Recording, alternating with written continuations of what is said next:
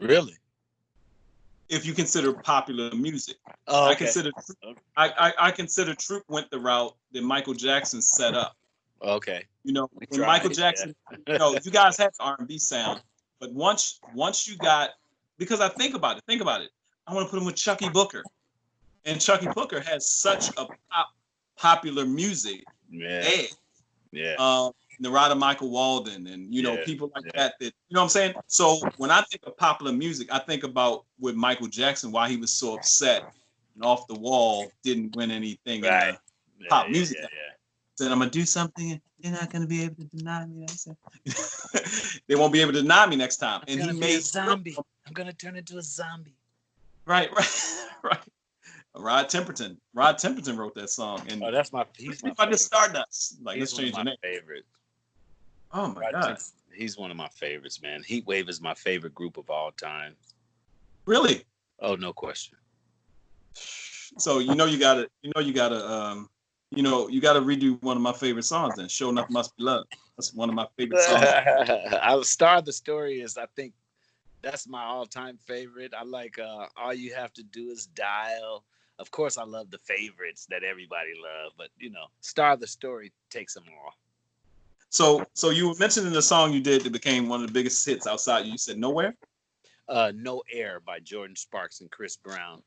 Oh, No Air. That it was number one in 13 countries. It got remade like 7 times. Take You Down was I got my second Grammy on Take You Down. That was like probably my second biggest record on Chris Brown. But No Air was by far the biggest song that I've had to date. So all y'all old, I'm not even talking to the younger, because I've seen older chicks 40 and over when Take You Down come on. That's that grown man shit. Hurt yourself, man. Come on, man. That's that grown man right there. Right. So how is it working in the studio? I'm glad you said it about his professionalism, because I think Chris Brown would be, and I don't know much about Jason Derulo. Mm-hmm. He's talented too. Yeah, but I think Chris Brown would be and I'm not just look. I give people their flowers when they live. I'm not bullshitting. There's no bullshit with this. I think Chris Brown would be the closest thing to what Troop doing, because Chris is still singing while he's dancing now. Yeah, he's the only thing. Yeah, and he's flipping and he's dancing and he's doing what Michael would do, you know.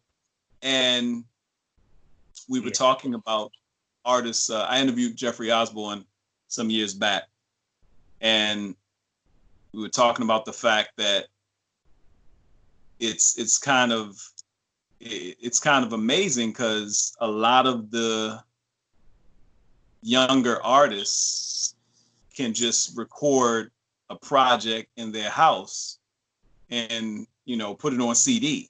That was he was talking about then. Now they ain't got to wait for that. They record it and put it online, and if they get a bunch of views, hot.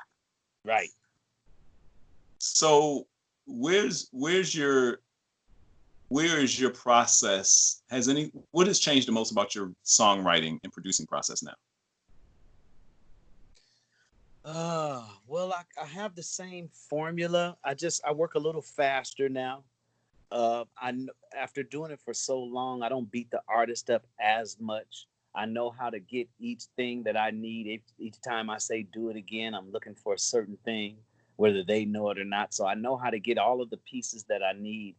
And I guess now it's more of a post-production thing. You know, I work with the artist, get them in, get them out, and then I spend the time with the engineer making it what it's supposed to be.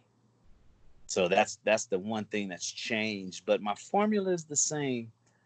A comfortable environment, a comfortable, fun work environment, but an intense, accomplishing environment. You know, we're chiseling away. You know, it's a work in progress. You know, but basically, I've done, since I learned from Gerald and Chucky and those guys, I've kept that same flow. You know.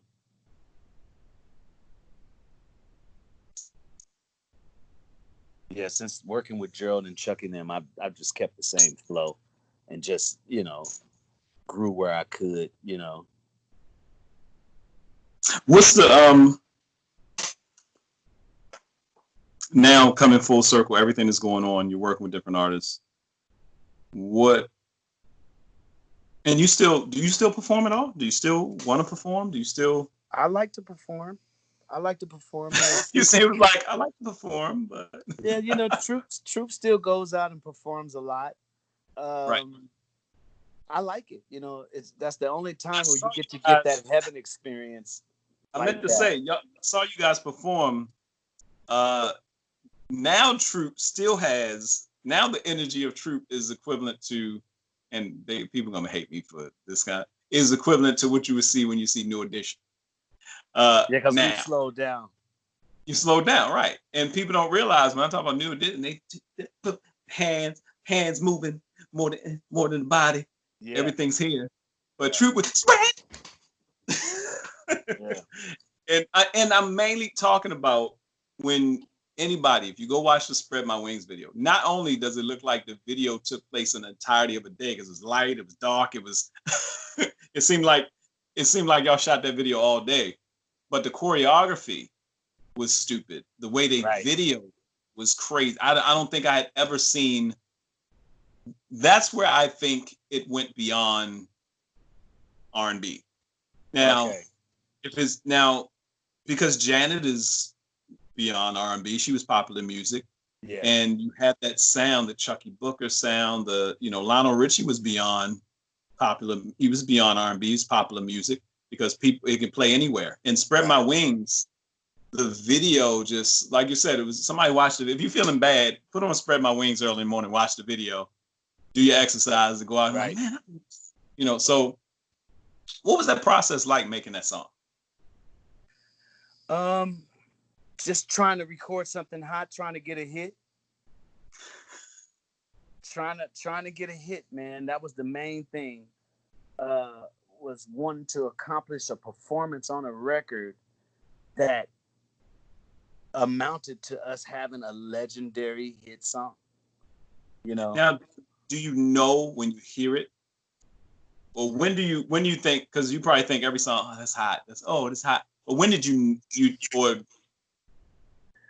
Well, for us, man, when you're in, it's funny, like attracts like. In universal law, you're going to attract what you are. So at that time, man, we were around hits.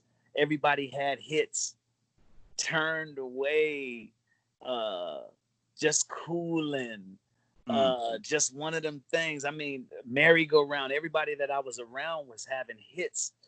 So that trickle down, that energetic trickle down is just there. So when you're recording and, you just left from working with Keith Sweat, now you're in the studio and you finally got Chucky to Spread My Wings on you, you're just in the momentum of hot shit. I don't know how else to say it. It's like asking Teddy how all of this shit the momentum he was on, everything was hot. I don't care what remix he did, whose remix it was, everything Teddy Riley touched was hot. And that's because of the momentum that he was in. You know what I'm saying? yes, that's like the you best said, the way zone, being in that zone. And that's the best way to explain it, man. It's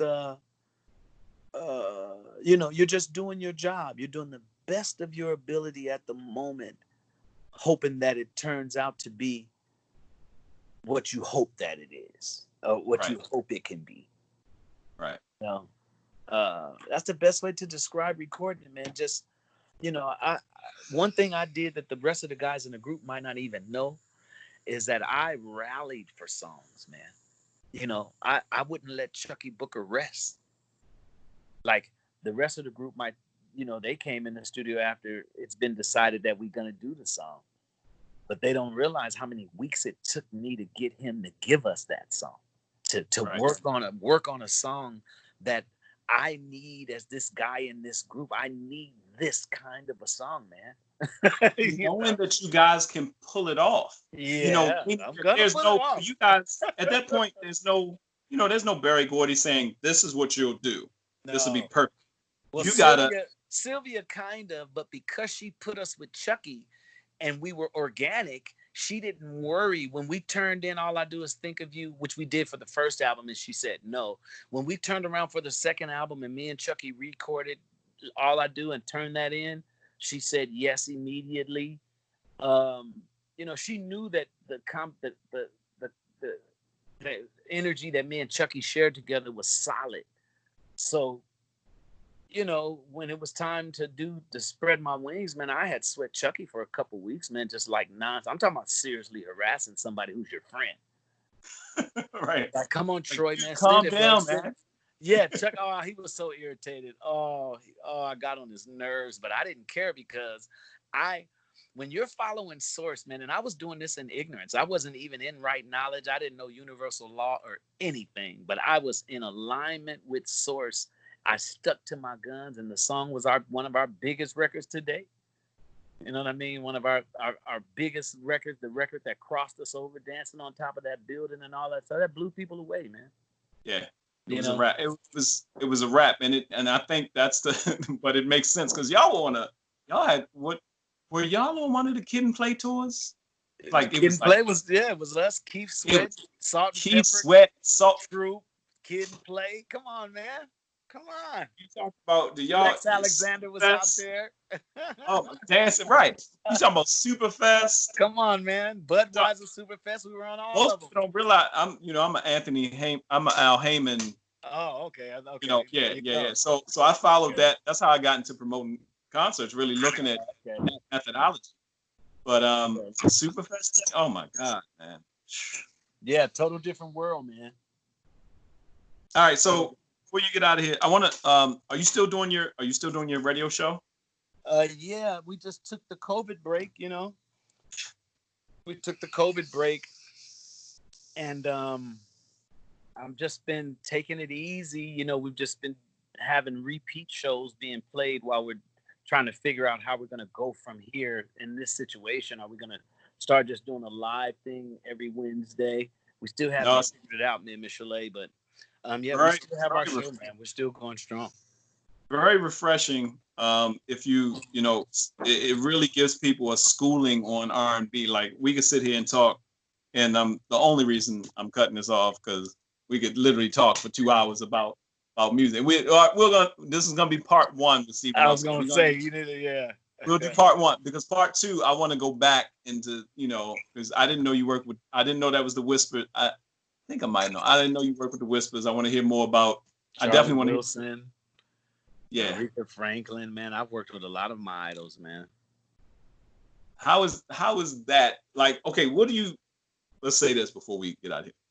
What are you looking forward to in the future? What's a goal that you want to accomplish? Let's say in the next 2 years.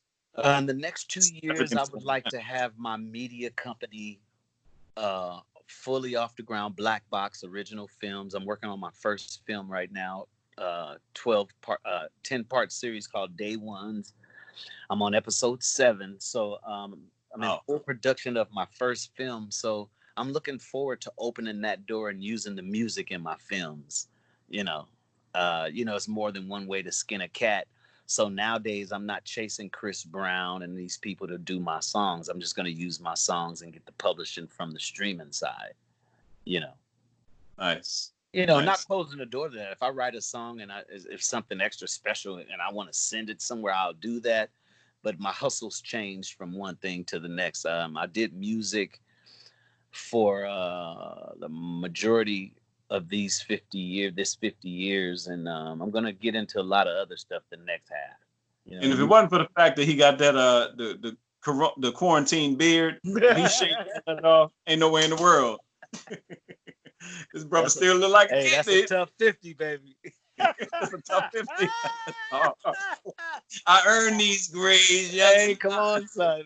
There's a lot of kick worming and backflips and tour dates behind this shit, man. Head shaking and getting your head cut. A lot of recording sessions, man. We went through a lot of silk outfits, Troy, is what I'm telling you. Man. Silk suits. A lot of glitter. And these brothers were dancing fully suited, dancing in leather troop outfits. Serious, man. Serious. Losing 5 pounds on the stage during the show. People don't understand. Nah, we were serious, man. Oh, man. So, all right, how can people get in touch with you, man? I'm going to let you get out of here. How can people get in touch with you?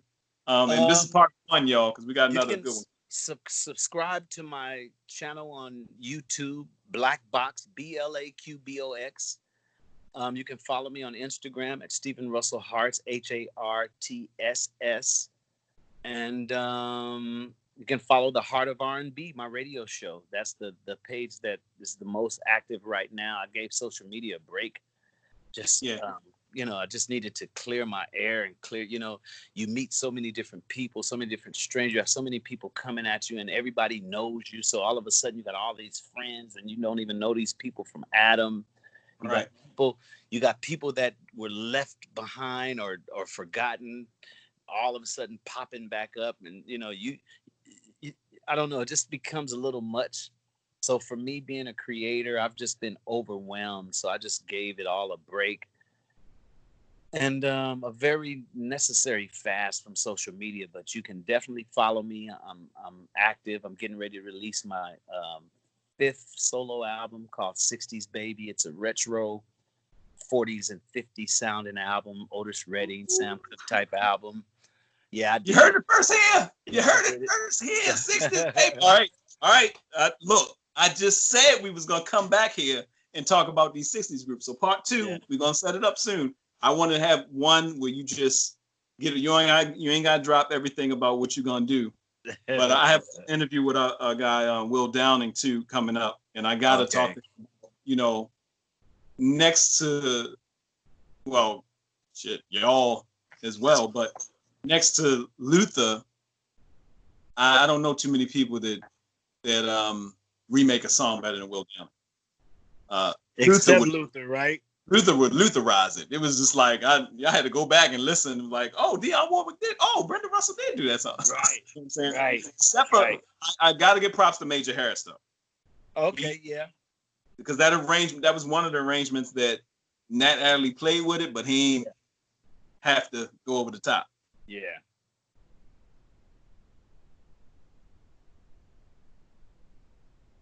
Lost you for a second. Because I will definitely go into another hour. So look, another thing is, man, for real, man. I appreciate talking to you, man. I always have fun, man, with you. We always have a good time, man. No, we gotta do it, and I wanna talk to you more about when we get past this and we can start doing the brunches again. I would definitely have to have you come out and talk about publishing and the business and stuff that a business like me. But we'll talk more about it. Hey, I'm with it. You already know I'm down, man. Love you, man. I'll talk to you soon. You too, Troy. Thank you, man. Thanks for having me so much, man. Appreciate it. Thank you, man. I lost you again. Talk to you soon. For a second. All right, buddy. Yeah, I was like, people trying to call in. It's like, it's a show going on. All right. Thanks, bro. Talk to you soon, man. All right, cool.